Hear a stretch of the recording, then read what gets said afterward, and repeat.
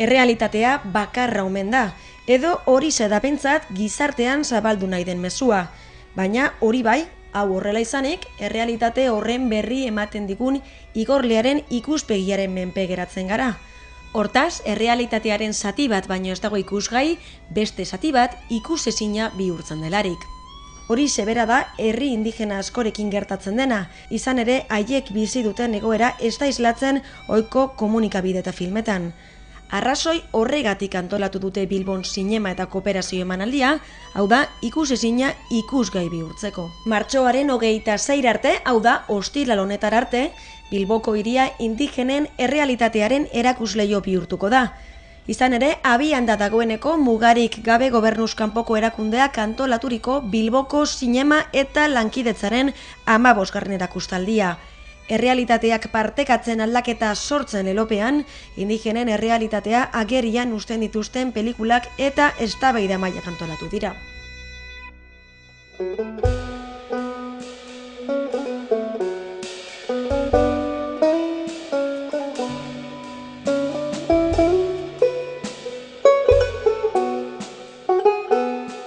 Ekimen honen helburua zera da. Baztertuak, ahastuak eta ikusezinak ere diren zinemagile indigena hauei hitza ematea, hauek euren lekua izan dezaten zinemaren merkatuan eta era berean herri indigenen arazoak aldarrikatzeko aukera izan dezaten. Lan handia egin dute proiektu hau aurrera eramateko, izan ere bidean zailtasunak ere aurkitu dituzte.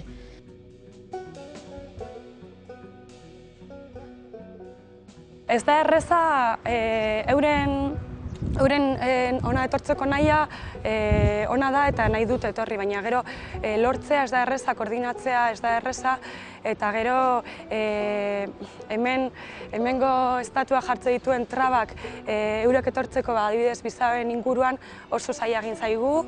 Azkenengo momentura arte ez denikien helduko ziren edo, asko larun batean etortzen ziren eta larun batean bertan esaten zieten ia bizaba ematen zieten, onartzen zieten, eta horren inguruan zailtasun asko ditugu. Baina euren etortzeko prest egon dira etortzeko momentu guztietan, koordinatu egin behar dira agendak eta gero gertadaki guke Janetekin gertatu den bezala, bazekiela duela asko etorriko zela, baina bizitzen ari diren prozesua gaitik bueltatu behar da. Eta azkenen garrantzitsua da egotea, hemen mai inguru batean egotea baino. Baina hori guretzat bai garrantzitsua da, bueltatu dadila eta borroka egin dadila egin behar duena gaitik. Gogorarazi behar da gainera, mugarik gabe gobernuz kanpoko erakundeak 15 urtetan zehar, 100 filme baino gehiago zabaldu dituela Euskal Herriko zenbait herri eta hiritan, beti ere gizarte gaiei buruzkoak. Lan handia izan bada ere, azkenean balorazioa positiboa da. Alde batetik ikusten da jendeak ohitura daukala etortzeko edo behintzat pertsonatxo badaukate ohitura etortzeko, ez da gauza berria, ezagutzen duteia kooperazio emanaldi hau, eta gauzako hobetuz doaz, gero hobeto prestatu ditzazkezu eta horrela. Baina oraindik oso emanaldi publiko gutxiko emanaldia da, nahiz eta gu nahiko nuke jende gehiago hori heltzea eta, baina gutxinaka onditu joan da, ikusten da hobeto joan dela.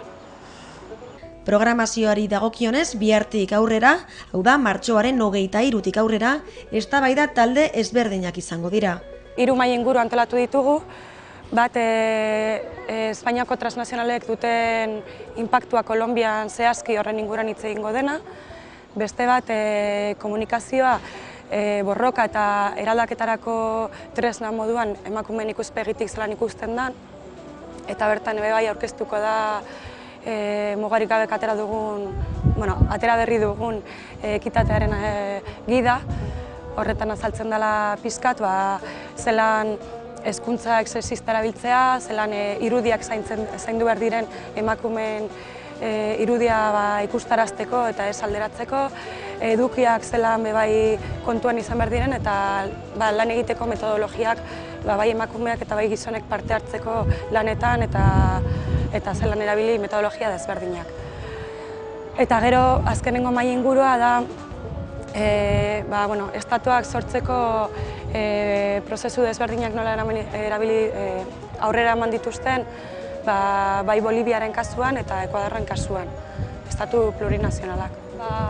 Lehenengoan, transnazionalen inguruko hitzaldian, Julian Karupia etorriko da, indigena kolombiar bat dena, eta izango dugu bebai hemengo Juan Hernández, EHUko irakaslea dena, eta Tania bebai izango dugu dela Omaleko partartzailea.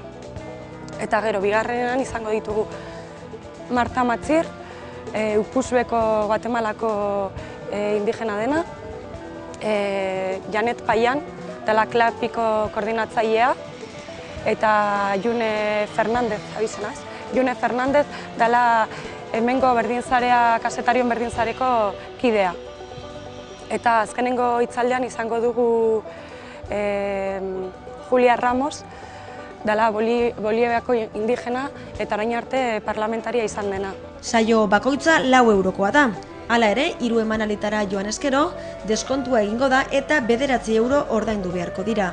Informazio gehiago nahi izan ezkero, hurrengo web orrialdeak bizitatu ditzakezue. 3 ubebikoitza zurevision.com edo 3 ubebikoitza mugarikabe.org.